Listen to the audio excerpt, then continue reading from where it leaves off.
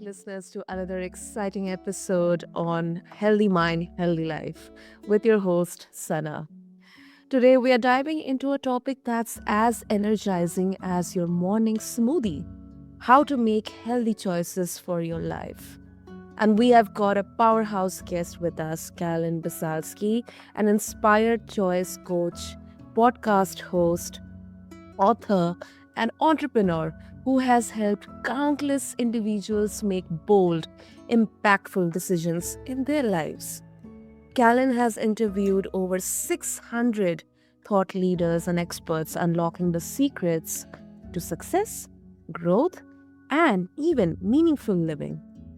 She's here today on Healthy Mind, Healthy Life to sprinkle some of that wisdom on us today. So grab a notebook, maybe a matcha latte, and get ready to feel inspired, empowered, and ready to take your next courageous step.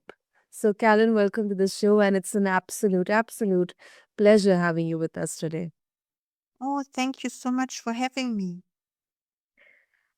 Callan, you have coached so many individuals on making bold choices. What's the first step, according to you, in identifying what a truly healthy choice looks like for someone' life? Yes, thank you so much. It's my favorite question. So the thing is, first of all, before we can make inspired or powerful choices, we have to become aware that we have choices at all. Because when I first started my journey, I was not aware of that. I thought everything is settled and like fixed, and I cannot change. So I find this out for myself by asking the question, what do you really, really want? And then I wrote down on a piece of paper and what I really wanted and also what I don't want anymore in my life. And that led me to make decisions. This was the starting point, right? Mm, yeah, definitely. I totally agree with that, Callan. Also, you know, before even, we dive deep into the topic, what inspired you, what motivated you into this world of, how to make healthy choices for your life? Yes, I felt not so healthy anymore.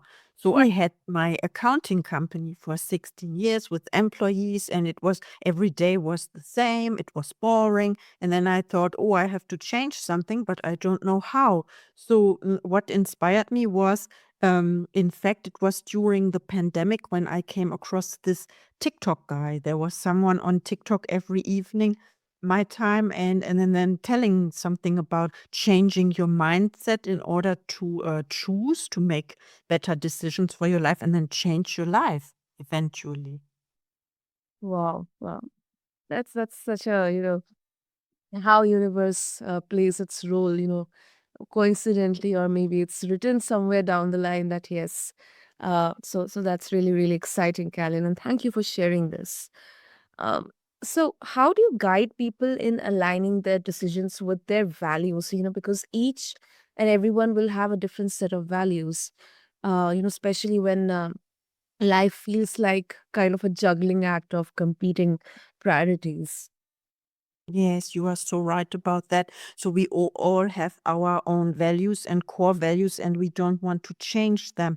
And we can question it if it's still healthy if we continue the way we live. And maybe I can encourage the people. So this is what I do. I encourage them. I question what they ask, so that it reflects back to them the questions they have, so that they can think for themselves, so to say. And I encourage them to think bigger, to dream bigger, and to draw a picture of their future, how they would like their life to be. And then when we create this in their minds first, a new picture, then we can embody it from the outside, living, acting as if, and then it becomes healthier and healthier. Hmm. Yeah, that is interesting. Also, sometimes making healthy choices, it means saying no to certain opportunities or habits, and it can be really very, um, difficult or a tricky situation to navigate through. So, how do you suggest people can overcome this fear of missing out, FOMO, or disappointing others? Yes, absolutely. This is also a good question, a great question. Thank you so much, because this is the other side. So the other side of the same coin, so to say. So the one thing is you make choices, saying yes to something, and on the other hand, you also say no to everything that's not in alignment anymore with your future self or your vision for yourself, your future. And and your question was, how do you get there to that it is easy for you, or comfortable, instead of it is new for you, you don't want to hurt anyone. So I would say it is always by practice. You practice, practice, practice. Of course, the first time saying no to someone you love, or you loved, for example, it is difficult.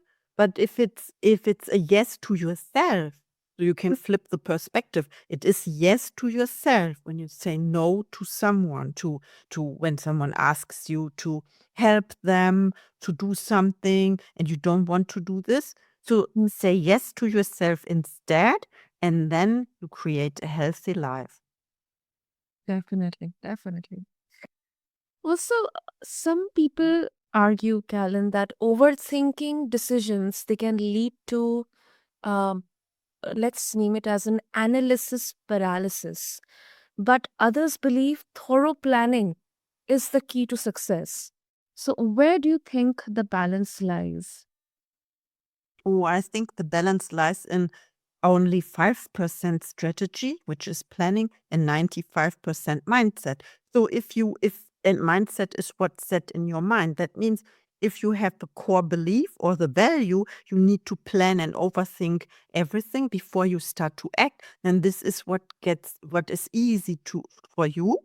This is how you act, but maybe it is not leading you where you want to go, or it is not giving you the results you want to see in your life. So you get to choose once again, if it's serving you, is it serving your purpose or not? And if not, then it is time to change something. Definitely, definitely. Now, you have interviewed over 600 Callan thought leaders. So, what's the most powerful insight you have learned about decision making that our listeners can apply right away? About decision making is, I learned how to make quick decisions. So I Mhm. started 2 years ago with making decisions within 1 minute. And I take the example from Napoleon Hill when he was challenged by Andrew Carnegie. And Andrew Carnegie was the richest man in the world 100 years Oh, ago, the first billionaire in the world. And he had a mission for Napoleon Hill, and he asked him if he was ready to write a book about the principles of success. And he had a stopwatch, but Napoleon Hill didn't know this. And he gave him 1 minute.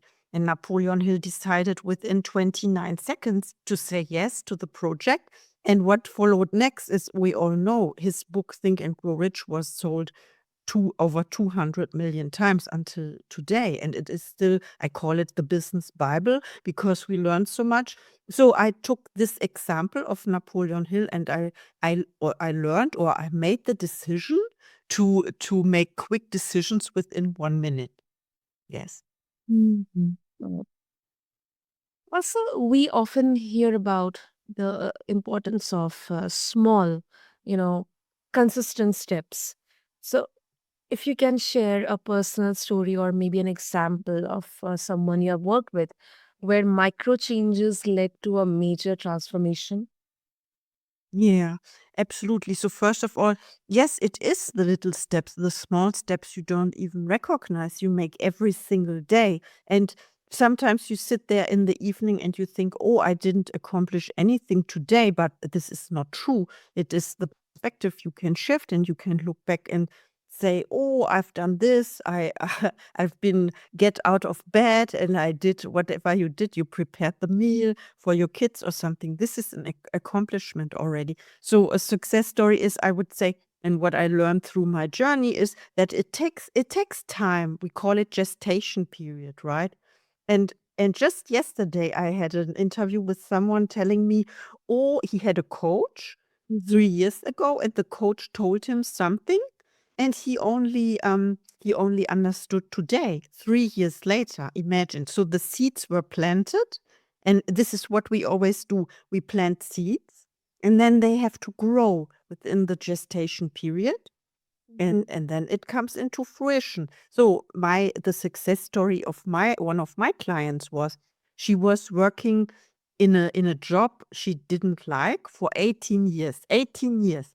And then Wow. she started working with me, and within, it was 3 months or so, she quit that job because she was not happy anymore. So this is a huge success story for me, because I did not think it was possible, but it was her wish. It was what she really, really wanted.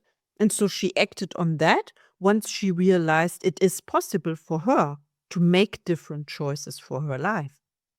Definitely. Oh, Mhm. that's really inspiring. Okay. Before we wrap up, Karen, I think this should be one of the most important aspect in making healthy choices, self-compassion. So, what role does it play in making healthy choices, and how do you suggest our listeners can cultivate it in their lives?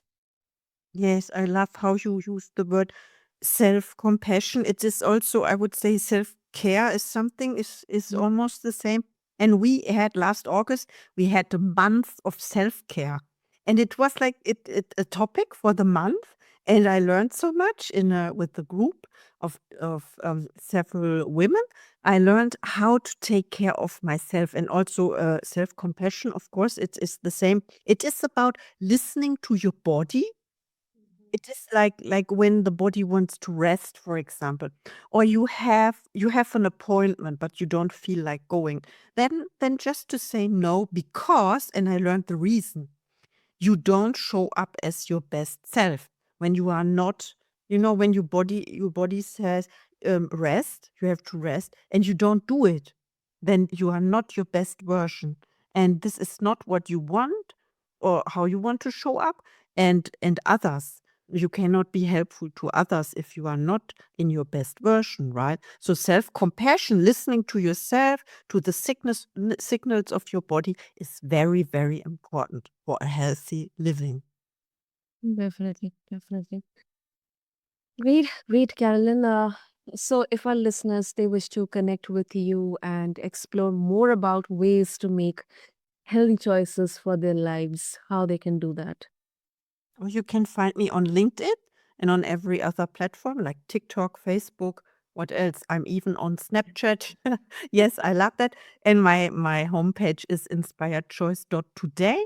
There you find the podcasts as well, and you can have the 20 minutes free breakthrough session. And I just published a book about my first year in podcasting, by the way. The title Oh, is the same, The Inspired Choice, and I'm so happy that I made the choice also to be a guest on your show today. I'm so honored and blessed. Thank you, thank you, thank you.